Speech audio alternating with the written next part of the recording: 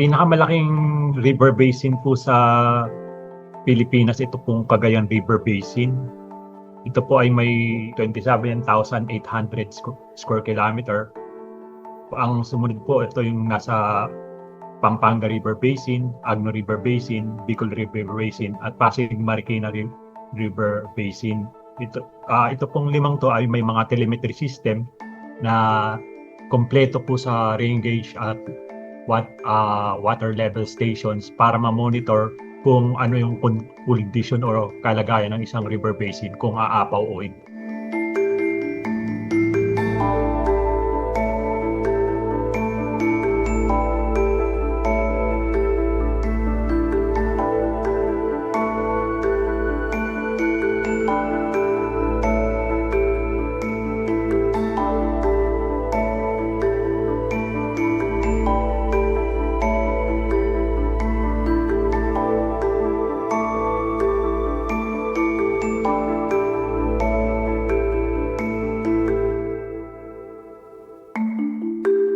Dahil po ang mga river basin, ito po most likely yung mga areas na naiipon, para siyang batya, naiipon, tapos may lagusan siya na isang river. Kaya minomonitor to kasi mas grave yung impact pag nagsabay yung runoff ng lupa, tapos tumataas na river, plus yung lakas ng ulan. Pag pinagsabay-sabay ito, mas aggravated po yung low-lying areas sa bawat river basins, particularly mga malalaking river basins sa bansa.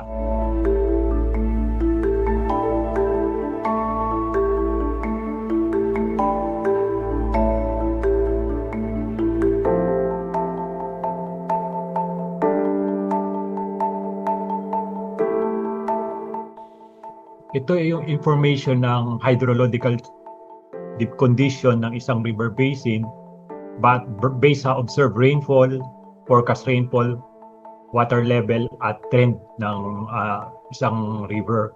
At pag itong mga available hydrometeorological information, particularly yung mga 24-hour forecast rainfall, tapos yung forecast water level,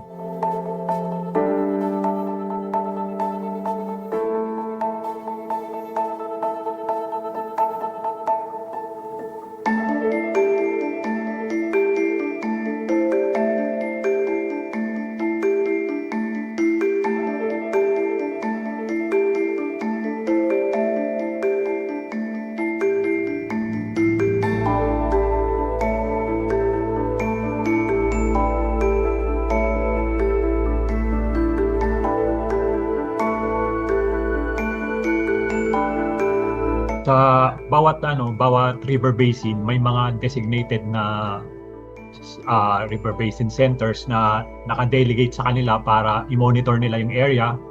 May mga specific water level monitoring stations, particularly sa mga areas na posibleng low-lying, at rain gauges na posibleng ma-determine kung ano yung impact ng lakas ng ulan na ibabaksak niya sa mga rivers na may mag-cause ng pag-apaw ng tubig sa mga kailugan.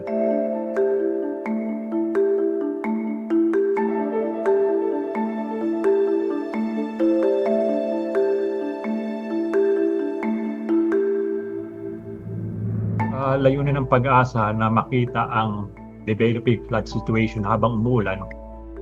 Tumataas ang ilog, nagbabago ang hydrological condition ng basin,